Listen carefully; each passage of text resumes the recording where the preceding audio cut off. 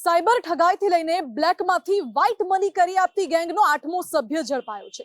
Surat cyber crime સેલે પાટણથી નાસ્તા ફરતા આરોપીને ઝડપી પાડ્યો છે। હવે આરોપીની ધરપકડ બાદ વધુ કેટલા ખુલાસા થઈ શકે છે, જેમ કે ઇન્ટરનેશનલ નેટવર્ક અને મ્યુલ એકાઉન્ટની સંડોવણી વિશે પણ।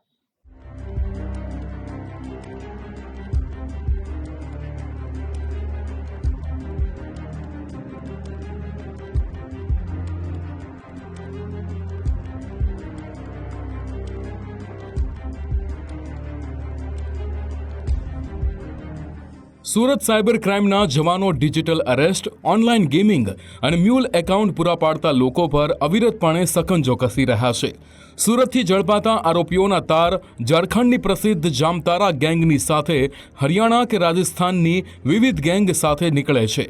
ઓનલાઈન ઠગાઈના પૈસા સામાન્ય લોકોના ભાડે રાખેલા બેંક એકાઉન્ટ ધારકોમાં ઠાલવવાનું ષડયંત્ર રચનારા કેટલાક આરોપીઓ દુબઈ બેસેલા હોય છે। આ દુબઈના ભારતીય ગુનેગારોની ચાઇનીઝ ગેંગ સાથે સંડોવણી પણ છાશવારે સામે આવે છે।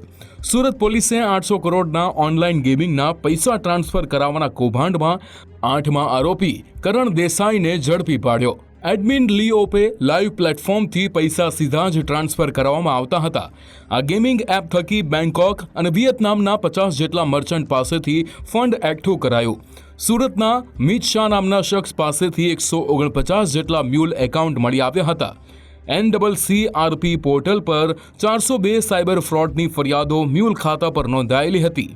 ગુજરાતના 2 ઉચ્ચ શિક્ષિત યુવાન અમદાવાદના બીઈ મિકેનિકલ જતીન ઉર્ફે જોન રેપર ઠક્કર અને મહેસાણાના બીકોમ સુધી અભ્યાસ કરનારા દીપ ઠક્કરે ફંડ ટ્રાન્સફર કરવા માટે જુદી જુદી ફ્રેન્ચાઇઝી આપતો। આવી જ એક ફ્રેન્ચાઇઝી જતીન, દીપ અને મિત શાહે કરણ દેસાઈને દ્વારકેશ નામે આપી હતી। મિત શાહ જ સાયબર ફ્રોડના ગેમિંગનું ફંડ ટ્રાન્સફર કરવાના કામનો મુખ્ય સૂત્રધાર હતો। આ ટોળકીના નાસ્તા ફરતા આરોપી કરણ દેસાઈની પાટણ ખાતેથી સુરત સાયબર સેલે ઝડપી પાડ્યો છે।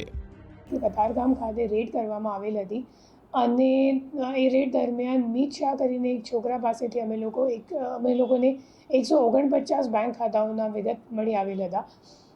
એ તમામ બેંક ખાતાઓમાં 800 કરોડનું ટ્રાન્ઝેક્શન્સ મળ્યું હતું અને એની સામે 400થી વધારે NCCRP કમ્પ્લેન્ટ પણ નોંધાયેલ હતી। આ કેસમાં એક જે નાસ્તા ફરતા આરોપી હતો કરણ દેસાઈ, એમને ગઈકાલે ધરપકડ કરવામાં આવી છે। એમને પાટણ ખાતેથી ટેકનિકલ વર્કઆઉટ કરીને શોધીને અહીંયા લાવવામાં આવ્યું છે।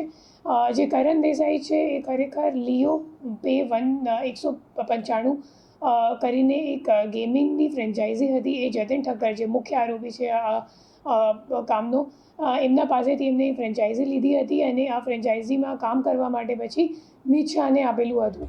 વર્ષ 2025માં સુરતના કતાર ગામથી સામે આવેલા 800 કરોડના સાયબર ફ્રોડ રેકેટમાં અગાઉ 7 આરોપીઓની ધરપકડ કરવામાં આવી હતી, જેમાં સાયબર ઠગાઈ આચરતી ટોળકીના માસ્ટર માઇન્ડ સમાન જતીન ઠક્કર, દીપ ઠક્કર અને મિત શાહ અગાઉ ઝડપાયા હતા। તો યશ શિંદે અને ઋષિકેશ સબકાળ પણ અત્યારે ઝડપાયેલા કરણ દેસાઈની જેમ જ રૂપિયા ટ્રાન્સફર કરવાની આખી ફ્રેન્ચાઇઝી ચલાવતા હતા, જ્યારે નિલેશ સોલંકી અને પરેશ મોદીની પણ ઠગાઈમાં મોટી ભૂમિકા સામે આવી હતી।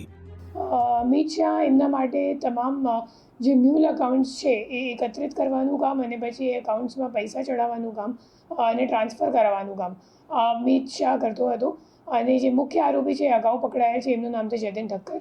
આ ગુનાના કામમાં કરણ દેસાઈ સિવાય અગાઉ 7 આરોપીને ઝડપી પાડવામાં આવી ચૂક્યો છે। ઓનલાઈન ગેમિંગ કે સાયબર ઠગાઈના નામે પડાવી લીધેલા કાળા નાણાંને આ ટોળકી મ્યુલ એકાઉન્ટ મારફતે વાઇડ કરી આપતી હતી। જતીન અને દીપ ઠક્કરે વિવિધ ગુજરાતના વિવિધ વિસ્તારના લોકોને પોતાની ગેંગમાં સામેલ કરીને દરેકને મ્યુલ એકાઉન્ટ ખોલવાના ટાર્ગેટ આપ્યા હતા। આ રીતે કોઈ આરોપીએ 36 બેંક ખાતા તો કોઈએ 50 જેટલા બેંક ખાતા ખોલાવી રાખ્યા હતા। પાટણથી ઝડપાયેલા આરોપી કરણ દેસાઈના રિમાન્ડ મેળવીને પોલીસ રેકેટના તાર આગળ ક્યાં સુધી ફેલાયેલા છે તે મુદ્દે આકરી પૂછપરછ હાથ ધરાશે। રાકેશ બ્રહ્મભટ્ટ, ગુજરાત ફર્સ્ટ, સુરત।